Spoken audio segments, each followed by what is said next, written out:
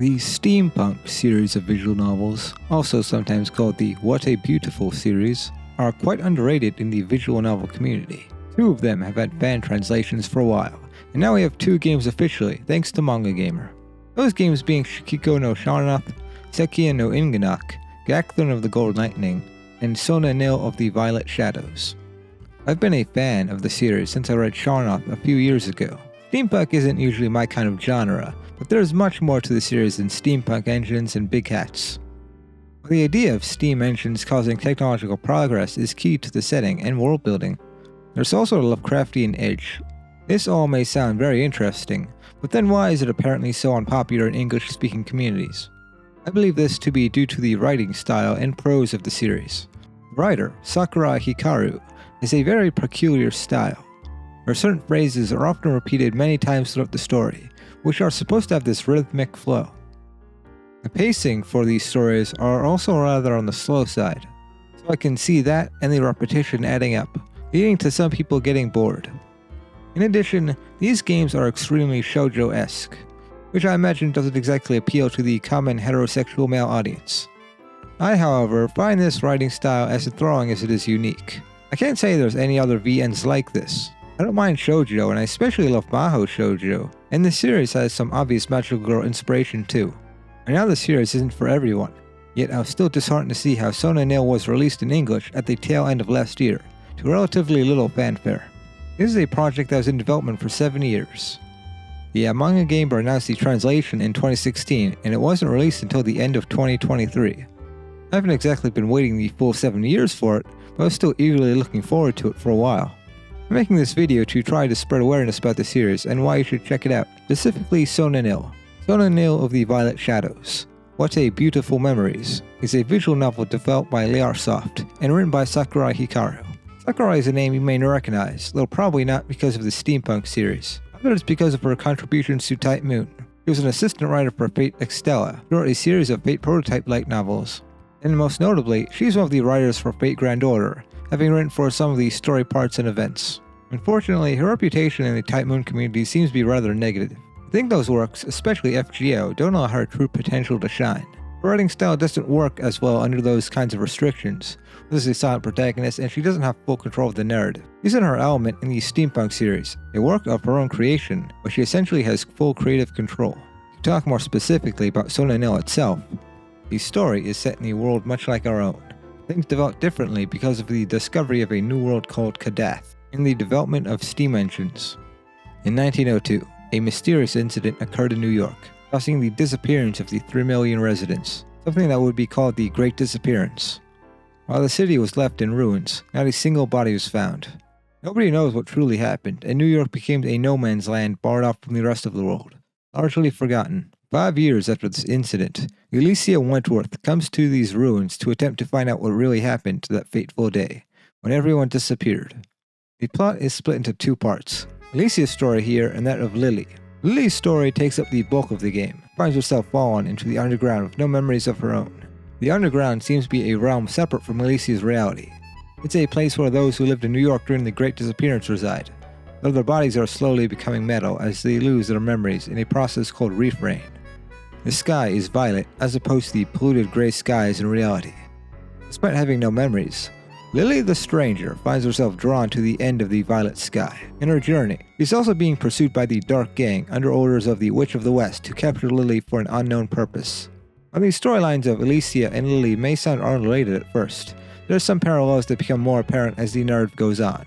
For instance, each chapter is set in a different part of New York, with both of them in that same location, albeit in different realities. The two go through the same parallel development, leading the audience to wonder about the relationship between the two. These two storylines complement each other extremely well.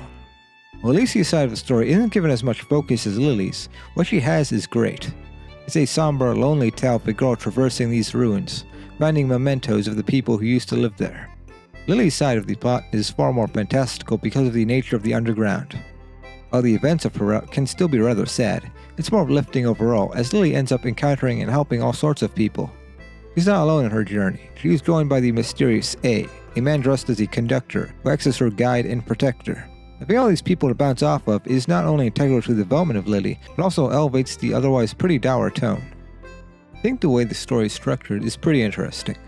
Each chapter is kind of episodic, and there's a certain formula shared in each one. Lily finds herself in another part of New York. She bonds with the people there, and ultimately ends up fighting the angel that's been tormenting the people there. The characters introduced are typically only in that chapter, as Lily moves on in her journey afterwards. This means that most of the side casts are one-offs, given a limited amount of time, with a couple of exceptions that reoccur almost every chapter. This kind of structure isn't exactly a bad thing, as I think each chapter does a good job at exploring that character's inner turmoil and how they impact Lily. For example, there's a chapter about Ernest Hemingway, where they go into his loneliness caused by losing all of his friends to refrain. He lives a tragic existence despite being a self-proclaimed lord. He's a memorable and likable character in spite of only being in that chapter.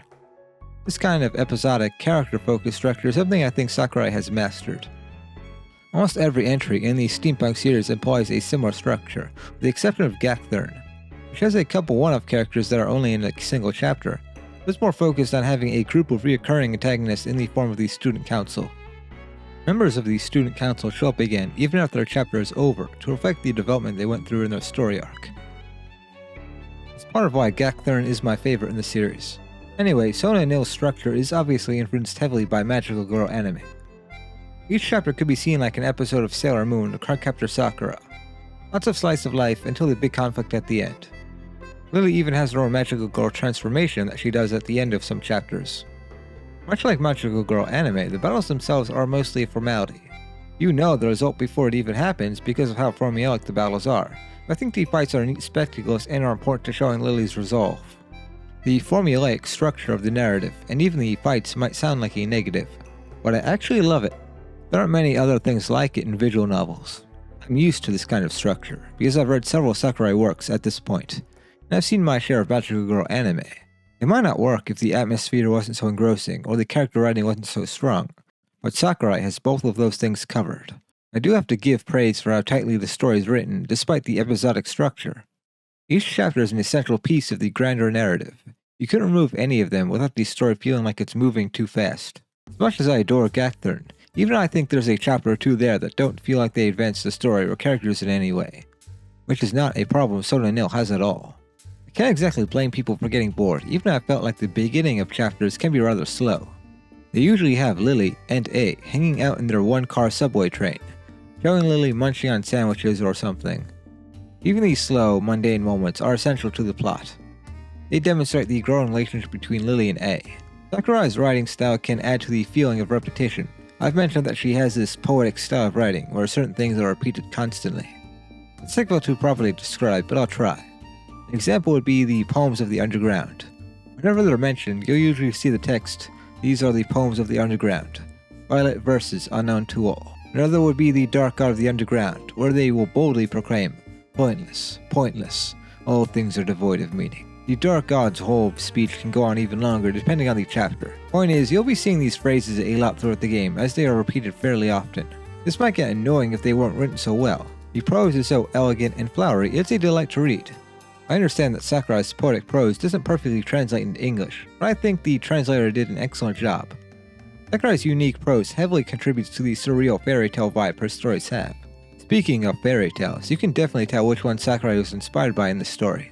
Sona-Nyl makes several allusions to Alice in Wonderland and Wizard of Oz. The underground and the strange people Lily comes across are reminiscent of Alice in Wonderland. Even the way Lily falls into the underground is similar to how Alice fell into Wonderland. The journey Lily goes on to the end of the Violet Horizon bears similarities to Dorothy's journey to see the wonderful Wizard of Oz. A is the Scarecrow, he's a self-described airhead. Mao, being the feline cat girl, could be seen as a cowardly lion. Nucky Luciano, whose body is more than half metal, is like the Tin Man. As far as anime influences go, Sakurai really loves revolutionary girl Utena. So do I, which is probably why I vibe so much with Sakurai's writing. They're both very heavy in allegory and metaphor, although Sona-Nyl isn't quite as Utena-like as Shonoth or Gackthorn. Sona-Nyl actually reminded me a bit more of Princess Tudu, also a great magical girl anime about surreal fairy tales. Let's talk about a different fairy tale-like element, the Poems of the Underground. Violent verses unknown to all. Everyone in the underground has their own poem. It's an integral part of the story that sheds some light on the truth behind the Great Disappearance, as well as giving some insight into a character's inner turmoil. Time to talk about the characters and what makes them so compelling. Lily the Stranger is our protagonist for a majority of the story, and she's a wonderful character. She's cute, yet headstrong with a strong sense of morality. What I think is fascinating about her is how her status as an amnesiac with no memories plays into the story's overall theme about memories, and how they shape a person. In most stories with an amnesiac protagonist, they usually revolve around the protagonist trying to get their memories back. Look at something like Baldur's Sky and how Ko gradually restores his memories in each route. Lily's not like this at all. He seems generally unbothered by her lack of memories.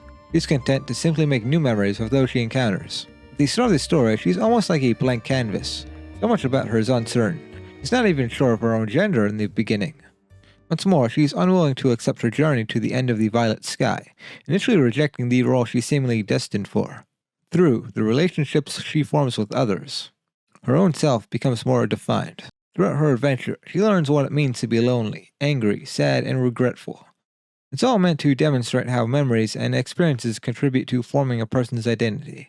Lily is like a blank canvas at the start, but through the story she is colored by all the people that she meets. She has a set goal, yet often meanders around and tries to understand the people around her. The meandering is a part of her journey, even if her tendency to linger about may frustrate Luciana, who wants her to advance to her goal. One thing I found really interesting about her is that she never actually has to fight the angels at the end of every chapter. Most of the time, they only target residents of the underground and have simply ignored Lily. However, she cannot allow them to torment those that she has grown to care for. She does this, even though these battles do have a cost, not for her, but for A, the one who summons the monsters to fight for her. It demonstrates her selfless nature and determination to protect others, which does have serious consequences for her. Overall, Lily is a fantastic character. She can be cute as hell, as well as a cool hero when she needs to be. Lily is only one side of our story. There's also Alicia Wentworth. Unlike Lily, who's an amnesiac that goes around making memories with others, Alicia has all of her memories and is basically alone. Her sole companion is her walking bag of luggage that she calls affectionately John. Alicia, in a way, is burned by her memories of the past. You see glimpses of her past in the interludes between chapters. They drive home the point of how different she used to be compared to the present. She used to be full of innocence and curiosity, like a typical girl her age. In the present, she's more robotic, so driven to uncover what happened during the Great Disappearance that she treats her body like a machine to achieve that very purpose. She's repressed her emotions and learned anything that could help her in her mission. These flashbacks also serve to show her relationship with Alan Ackley, the man that acted as her tutor, that she develops a crush on. He was lost during the Great Disappearance, which is why Alicia is so hellbent on finding out the truth behind the event. Her story is about accepting those memories, all coming to terms with the grief she's held onto for all this time. In her lonesome journey, she comes across mementos of those who used to live in New York. It's the last remaining proof that these people existed. While the world may have moved on and forgotten, 3 million people used to live here, their lives cut tragically short. Alicia ends up bringing these memories with her, carving these memories into her heart to ensure that they are not forgotten. I really enjoyed Alicia and her internal monologues as she ventures through this desolate city. She's just as compelling as Lily and a wonderful character. As for the rest of the cast, we have A. He acts as Lily's loyal guide and guardian. I love his relationship with Lily. He's frustrated that she needs to depend on him for simple things like bathing or changing her clothes, while he remains stoic and oblivious as to why she'd be concerned about these things. They have a lot of genuinely cute banter. Lily does grow to be very attached to them, while he constantly shows his devotion to her during battles and such. He's almost always watching out for her from within her shadow, just in case she ever requires help. The intrigue of who A is exactly and why he's so loyal to Lily are some of the big mysteries of the game, which are eventually answered in very satisfying ways. Lucky Luciano is one of the major recurring characters and ally to Lily. He's a gangster that, because of refrain, has already had over half of his body turned into metal. He's a really cool guy with personal connections with some of the people Lily meets. Mal is Lily's other recurring companion. He's a very cat-like girl, or maybe a very girl-like cat. He's someone that shows up to laugh and mock Lily, but in a playful way. Maybe she laughs to cope with all the tragedies surrounding her. Another really strong character. He shines especially well in the chapter about Babe Ruth. Speaking of Babe Ruth, he's probably my favorite of the episodic side characters. This entire chapter is excellent. He lives in a place full of cat girls, so Lily infiltrates the place by pretending to be a cat girl. It's so moe. Ruth is a really upstanding guy. His introduction is him saving Lily from the Dark Gang, giving her a place to stay. He's kind-hearted, but can also be a bit blunt with his words. This character, much like all the other residents of the Underground, is ultimately very tragic. He has a dream of being a professional baseball player, but he's stuck in the Underground and knows that that dream will likely never be a reality. This knowledge that he'll never achieve his aspirations torments him and causes an interesting turn for his character in that chapter. Moving on, we have one of the most rad characters in the story, Jaguar Man. He is the head of a jaguar, yet body of a man. He shows up occasionally to mock Lily and others, but in a much more antagonistic way than Mao. He's one of the major villains of the story. He's so charismatic and one of the characters I was most curious about seeing what his deal was. I do wish he had more scenes, but everything he does have is some of the most memorable stuff in the story. Finally, we have who I would say is probably my favorite character, and that's only half because of his sexy voice. Of course, I'm talking about the one that gazes on from on high and sneers at all of creation, the god of the underground, sometimes called the TikTok Man. He's the embodiment of nihilism and antithesis of the game's themes, fitting for the main antagonist. Yeah, I love his monologues about how all things are devoid of meaning and his overall arrogance. It's not that complex of a character, it's more about what he represents. The insistence that memories have no meaning, because they're transient. While he doesn't exactly have an active role in the story, he mostly sits on his throne and scoffs at the pitiful people of the underground. He commands a powerful presence when the narrative does shift to him. Time to talk about the world of Sona-Nyl and the Steampunk series as a whole. It's an alternate history where the steam engine technology advanced because of the discovery of the land of Kadath. Steam engines have created some technological marvels, at the cost of rapid pollution, to the point where the sky is constantly shrouded in gray clouds, to the point where nobody has seen the blue sky. They're set in the early 1900s, with characters based on real people that lived in that era. You've already heard me talk about Ernest Hemingway and Babe Ruth, but there are many more examples, like Winston Churchill and Bram Stoker are characters in Sona-Nyl. What's truly fascinating about the setting isn't the alternate history or the steampunk, it's that Lovecraftian edge I alluded to earlier. I don't mean that in a vague cosmic horror kind of way, I mean these stories have direct references to his works. For example, Kadath, the place I mentioned previously that's central to the lore and development of steam engines, is taken from Lovecraft's Dream Cycle series. So the Dream Cycle is a series of stories set in the Dreamlands, this mysterious dimension that can only be accessed in dreams. These stories are connected to the eldritch gods that Lovecraft is known for, but they focus more on fantasy than horror. The Dream Quest of Unknown Kadath is one of Lovecraft's longest works and a central part of the Dream Cycle that brings a lot of elements from previous stories together. The Steampunk series takes a lot from the Dream Cycle. Every title is a reference to a place in the Dreamlands. Rikuku no Sharnath gets its name from the city of Sarnath, which is the focus of the story, the doom that came to Sarnath. Sekia no Inganak gets its name from the city of Inganak, that's only ever mentioned in stories like the Dream Quest of Unknown Kadath. Sona-Nyl is named after a place of the same name that's an important location in the story The White Ship. In addition, these stories will also just name drop well-known gods, like Azathoth and Yog-Sothoth. Sakurai clearly has a lot of love for Lovecraft's stories. All these concepts that she lifts from his stories are very well thought out and researched. There's a lot of small little things I think are really neat, like Jaguar Man doing the Ia Ia Cthulhu chanting. Of course, you don't need to know anything about Lovecraft to comprehend the Steampunk series. It's more for people like me who get excited when they reference the Cats of Uthar. But some things just make more sense when you understand Lovecraft mythos. Like, the TikTok Man's motivations and goals aren't ever clearly spelled out, but are far more sensible when you know about the Lovecraftian entity he's based off of. Such as Lovecraft's works that are heavily referenced, H.P. Lovecraft himself is a character in Sharnath, and he's shipped with a female version of his real-life friend and collaborator, August Delrith. I love Sakurai. What's impressive to me is how seamless the combination of steampunk and Lovecraft's Dreamlands is. You wouldn't think that the two things would work together, but somehow they do. While Kadath itself is public knowledge, these supernatural aspects of the world are largely kept in the shadows. There's evil, secret organizations, and ancient eldritch gods, but they usually exist in the background, unknown to the protagonist until near the end. There are several games in the series, but they're all very self-contained. They all share the same setting, but the stories are more character-focused than world-focused. Each game shows a different part of the world, and has bits of unique world-building. They have small nods to each other, but you don't need to play them in any specific order. Sona-Nyl is one of the most self-contained of all, because most of it takes place in the underground, rather than reality. The things you do need to know about the world are explained to you, and there's even an in-game glossary that you can explore for more lore details. Now, to talk a bit about the technical details. Sona-Nyl is obviously a stunning game visually. The artwork was done by Akira. Each CG is nothing short of incredible. The character designs are equally wonderful, with some creative ones with the characters in the underground. Hemingway and Sam, a guy who's half piano chair, come to mind here.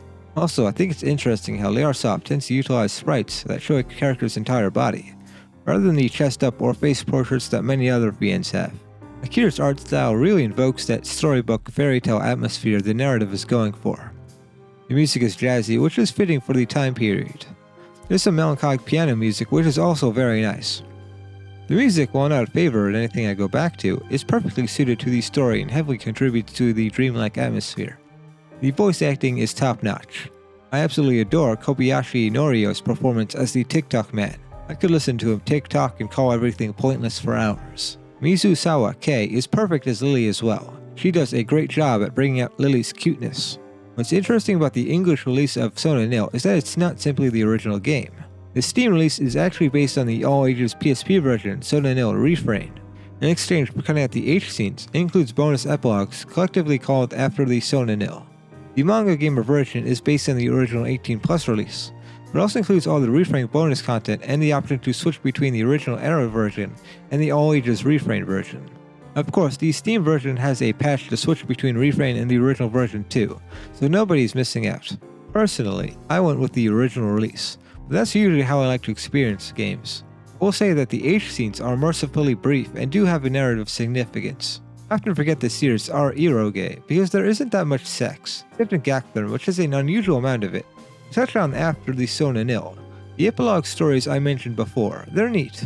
The first one, The Red Tears of Huitzilopochtli, is a treat for fans of the series. I know I said before that you can start at anyone, but this short story in particular brings back characters from other games in the series as small cameos. It's pure fan service for people like me who wanted to see the characters again. I love what they did with Nikola Tesla from Gakthorn here.